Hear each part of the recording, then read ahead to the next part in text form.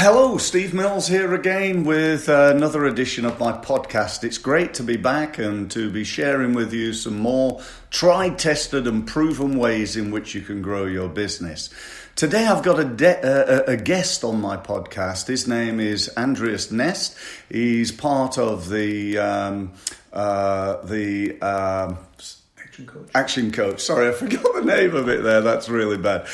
He's part of Action Coach, and welcome, Andreas. It's great to have you here. Thank you, Steve. Yeah, that's my pleasure. So, Andreas, I know you've been working for many, many years, helping businesses to grow, and you've got vast experience of running your own business and growing businesses before that.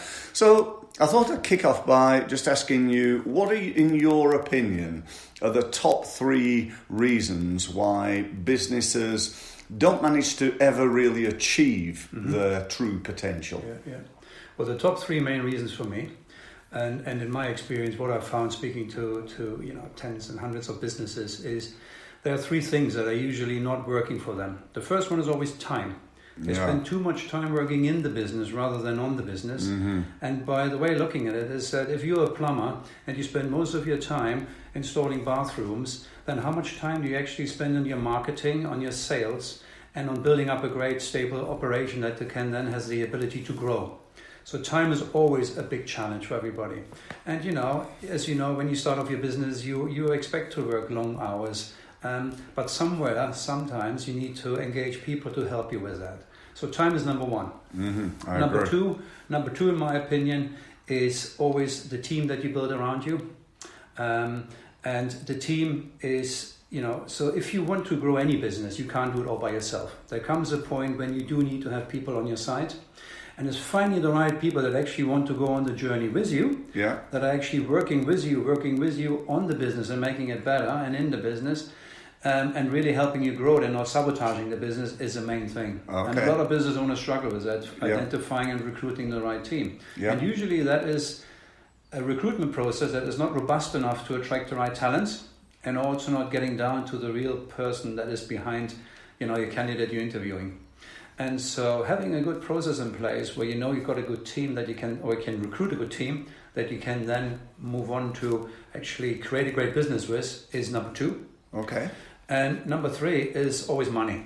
Okay. And usually it's about cash flow, having enough money running through the veins of your business, the cash flow. If you don't keep an eye on that, if you just keep spending, and if there is a kind of a misbalance between, the money that's coming in, the money is going out, you have a big challenge. And usually the first thing we need to always look in business is, how good are you with your finances? Do you understand how to read a P&L? Do you understand what it means to have a cash flow forecast? To really understand what makes your business tick? Because if you can't speak the language of your business, then the business will not communicate with you. Fantastic. 3 great comments there, and I totally agree with what you were saying. So digging down a little bit into the first one, I totally agree that time is such a factor, and it has been for me. In my business, it's very difficult. Where do I spend my time? What do I spend my time doing? So. If we got somebody there listening today and they're thinking, well, I understand, it's difficult, I do spend my time doing it, making it, shipping it, whatever. What advice could you give to them in order to improve their use of time and therefore to be able to grow their business? I think the first thing is you need to understand the concept of time. People say, we want to manage time. Well, actually, you can't manage time. Time is the greatest power in the universe. It cannot be managed by anybody or anything. No. The only thing that you can manage is yourself and the use of your time. Yeah. So we use, when I start working with my clients, we do something that's called a time audit. So we actually measure their time and see actually how do you spend your day? Yeah. What are the different tasks that you do throughout the day? Yeah. And to no surprise, there's a lot of time spent on procrastination. There's a lot of time on doing stuff that you maybe should be doing, and not enough focus on really important things that need to be done throughout the day to keep you moving forward. Fantastic, yeah. And so, little tools like, there's a great book called Eat That Frog.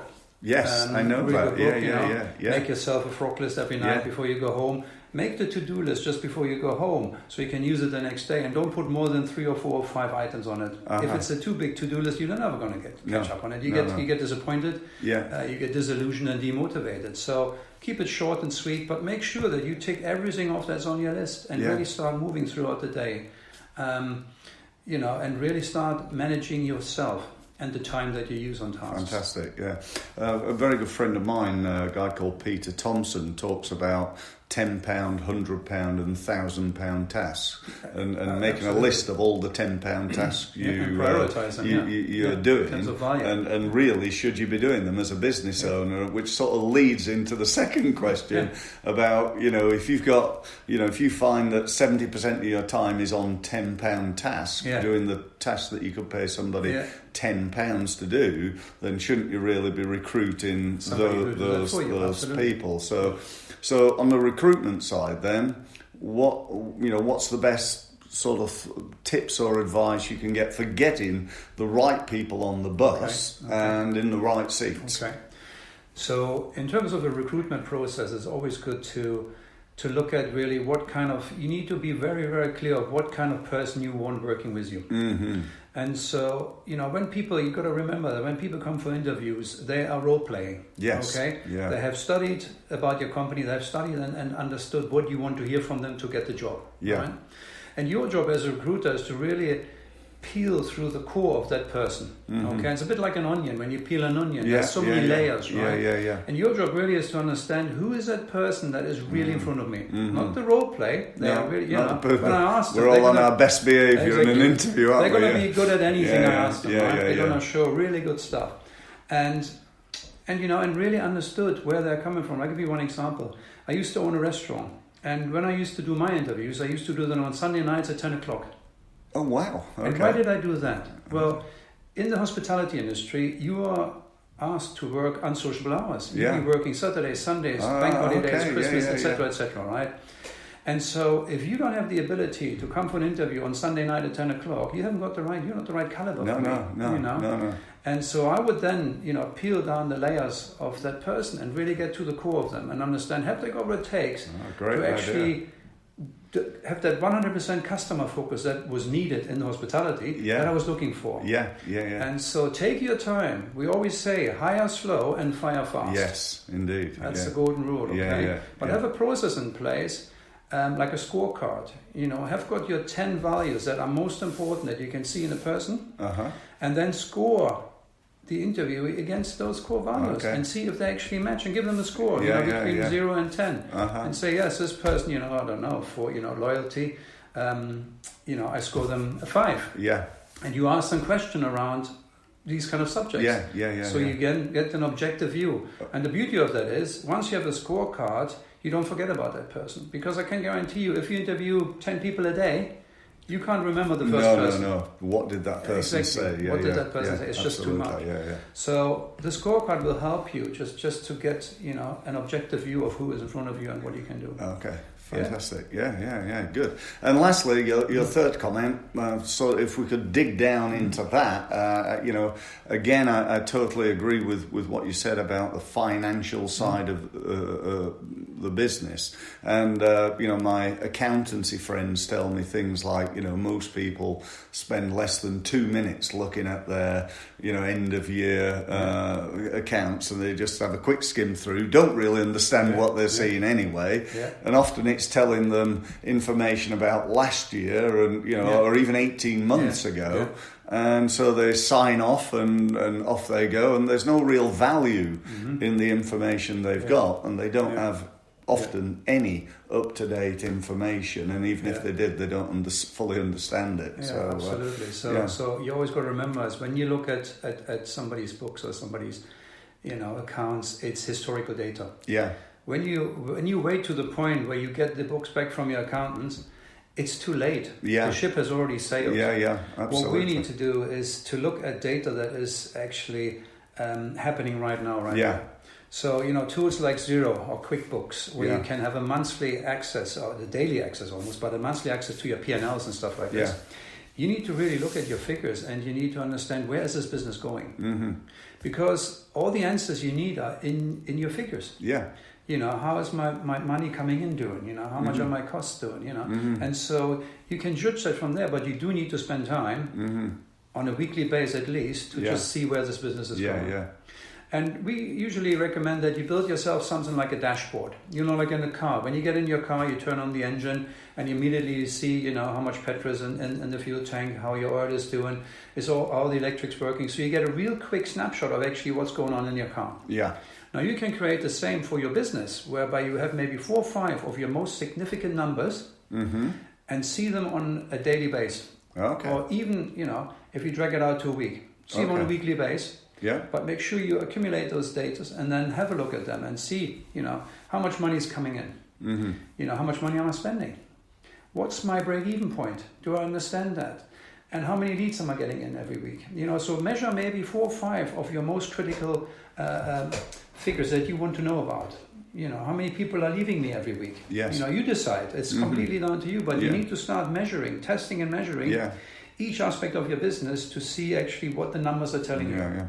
You cannot manage what you do not measure, can you? Absolutely. Whether it's your marketing numbers, sales numbers, financial numbers, numbers is the currency of business. And a lot of business owners only look at their bank account to see if they're running a good business or not. And I'm afraid that doesn't give you a long-term view. No. It's okay for the short term. Yeah. And they usually panic when the money goes down. Yeah. And they have cash flow challenges. But by that time, it is too late. Yeah. You need to manage that far, far, far before that. Yeah. So be good at your numbers and learn the language of your numbers. Spend some time with your accountant and let him talk them through the books. Explain. They are there. They are the fund of knowledge, right? And they can put it in layman's terms so anybody can understand that.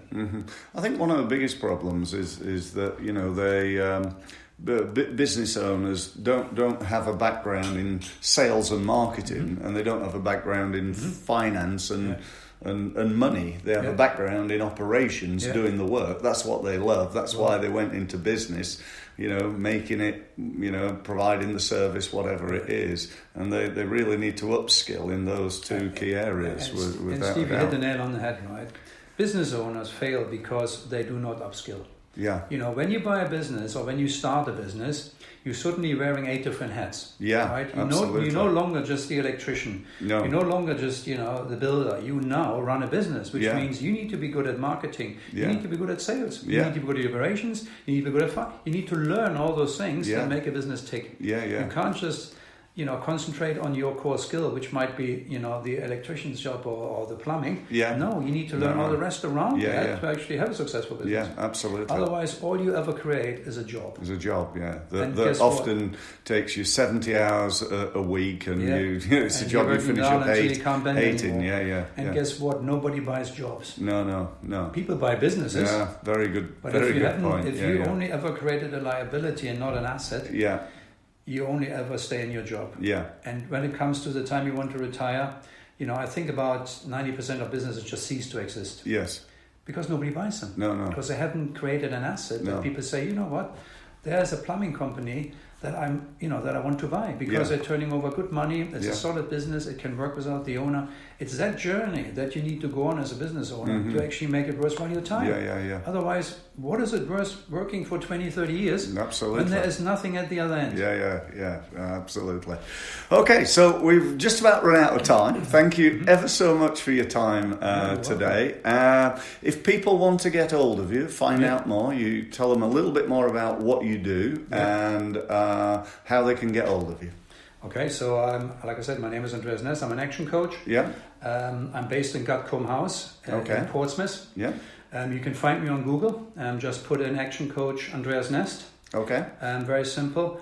You can call me by telephone. My number is 077 910 34342. Okay. If you want to speak to me. You can find me on Facebook, Andreas Nest Action Coach on Facebook. You can find me on my web, actioncoach /Andreas Nest. Okay.